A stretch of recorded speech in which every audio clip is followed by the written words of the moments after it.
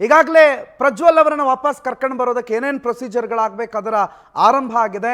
Passport ರದ್ದತಿಗೆ ಮಾನ್ಯ ಮುಖ್ಯಮಂತ್ರಿಗಳು ಪ್ರಧಾನಿಗಳಿಗೆ ಪತ್ರ ಬರೆದಿದ್ದಾರೆ. ಜೊತೆಗೆ ವಿದೇಶಾಂಗ ಇಲಾಖೆಗೆ SIT ಪತ್ರ ಬರೆದಿದೆ. ಈಗ ಅದರ ಪ್ರಕ್ರಿಯೆಗಳು ಕೂಡ ಆರಂಭ ಆಗಿದೆ. ಇನ್ನೊಂದು ಕಡೆಯಲ್ಲಿ ದೇವೇಗೌಡರ ಪತ್ರ ಬರೆದು ಈಗ ಇನ್ನೇನು ಕೆಲವು ಗಂಟೆಗಳಲ್ಲಿ ಒಂದು ದಿನ 24 ಗಂಟೆ ಕಂಪ್ಲೀಟ್ ಆಗುತ್ತೆ. ಆದರೆ ಆ ನಡುವೆ ರೇಪಿಸ್ಟ್ ಪ್ರಜ್ವಲ್ ರೇವಣ್ಣಗೆ ಇನ್ನಷ್ಟು ಸಂಕಷ್ಟ ಎದುರಾಗ್ತಾ ಇದೆ. ವಿದೇಶಾಂಗ ಇಲಾಖೆ ಶೋಕಾಸ್ ನೋಟಿಸ್ ಅನ್ನು ಜಾರಿ ಮಾಡಿದೆ.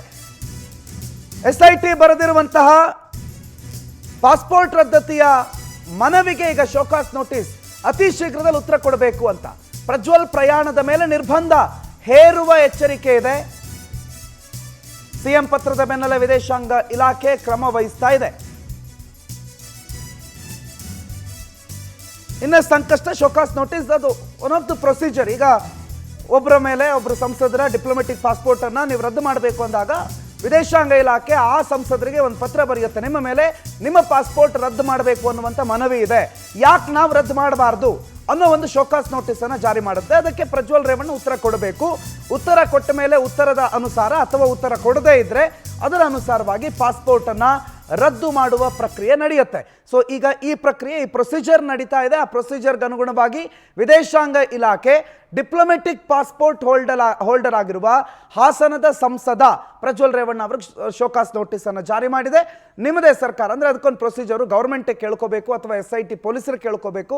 ಕೇಳ್ಕೊಂಡ ನಂತರ ಶೋಕಾಸ್ ನೋಟಿಸ್ಗೆ ಉತ್ತರದ ಮೇಲೆ ಆ ಪಾಸ್ಪೋರ್ಟ್ ರದ್ದು ಮಾಡಬೇಕೋ ಬೇಡವೋ ಅನ್ನೋದನ್ನು ವಿದೇಶಾಂಗ ಇಲಾಖೆ ನಿರ್ಧಾರ ಮಾಡುತ್ತೆ. ಈಗಾಗಲೇ ಪ್ರಕ್ರಿಯೆ ಆರಂಭ ಆಗಿದೆ ಅನ್ನೋದಕ್ಕೆ ಈ ಶೋಕಾಸ್ ನೋಟಿಸ್ ಸದ್ಯಕ್ಕೆ ಉತ್ತರವನ್ನು ಕೊಡ್ತಾ ಇದೆ.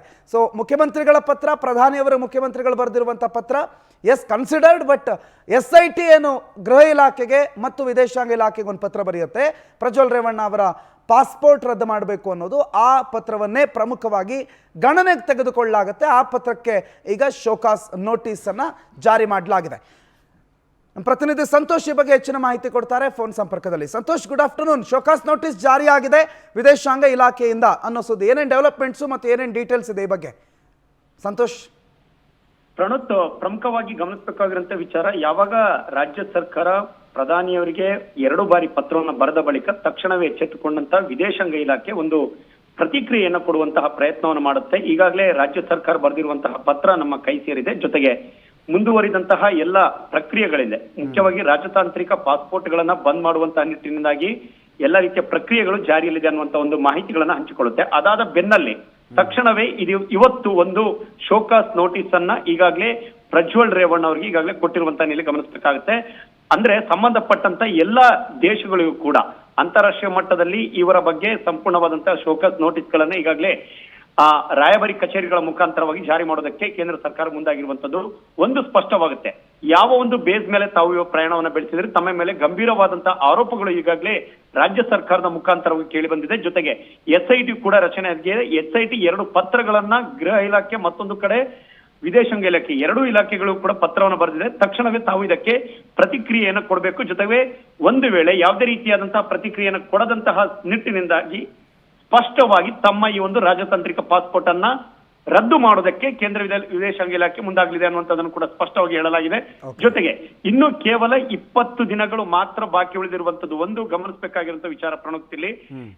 17ನೇ ಲೋಕಸಭೆಯ ಅವಧಿ ಜೂನ್ 15ರವರೆಗೂ ಕೂಡ ಇರುವಂತದ್ದು. ಅಲ್ಲಿಯವರೆಗೆ ಮಾತ್ರ ಅವರ ರಾಜತಾಂತ್ರಿಕ ಪಾಸ್ಪೋರ್ಟ್ ಚಾಲ್ತಿಯಲ್ಲಿರುತ್ತೆ. ಅದಾದ ಬಳಿಕ ಇಂಡಿಯಾಕ್ಕೆ ವಾಪಸ್ ಬರಲೇಬೇಕಾಗುತ್ತೆ ಅನ್ನುವಂಥದ್ದು ಕೂಡ ಸ್ಪಷ್ಟ. ಆದ್ರೆ ಈಗ ಎಚ್ಚೆತ್ತುಕೊಂಡಿರುವಂತ ವಿದೇಶಾಂಗ ಇಲಾಖೆ ಯಾವ ರೀತಿಯಾದಂತಹ ಒಂದು ಕ್ರಮಗಳನ್ನು ತೆಗೆದುಕೊಳ್ಳುತ್ತೆ, ಶೋಕಾಸ್ ನೋಟಿಸ್ ಅನ್ನ ಕೊಟ್ಟಿದೆ. ಒಂದು ವೇಳೆ ಉತ್ತರವನ್ನು ಕೊಡದಿದ್ದಂತಹ ಪಕ್ಷದಲ್ಲಿ ಯಾವ ರೀತಿಯಾದಂತಹ ನಿಲುವುಗಳನ್ನು ತೆಗೆದುಕೊಳ್ಳುತ್ತೆ, ಪಾಸ್ಪೋರ್ಟ್ ಅನ್ನು ರದ್ದು ಮಾಡುವಂತಹ ಕ್ರಮಕ್ಕೆ ಮುಂದಾಗಿ ಸಂಬಂಧಪಟ್ಟಂತಹ ದೇಶಗಳಿಗೆ ಆದೇಶವನ್ನ ಹೊರಡಿಸಿದ ಬಳಿಕ ಯಾವ ದೇಶದಲ್ಲಿ ಅವರು ಒಂದು ವೇಳೆ ಪತ್ತೆ ಆಗಿದೆ ಅದಲ್ಲಿ ಅವರನ್ನ ಪೊಲೀಸರಿಗೆ ಹಸ್ತಾಂತರಿಸುವಂತದ್ದು, ಅದಾದ ಬಳಿಕ ಭಾರತಕ್ಕೆ ಹಸ್ತಾಂತರಿಸುವಂತ ಎಲ್ಲ ಪ್ರಕ್ರಿಯೆಗಳು ನಡೆಯುವಂತಹ ಸಾಧ್ಯತೆಗಳಿದೆ ಅನ್ನುವಂಥದ್ದನ್ನಲ್ಲಿ ಗಮನಿಸಬೇಕು. ಪ್ರಣತ್, ಥ್ಯಾಂಕ್ ಯು ಸಂತೋಷ್ ಮಾಹಿತಿಗೆ.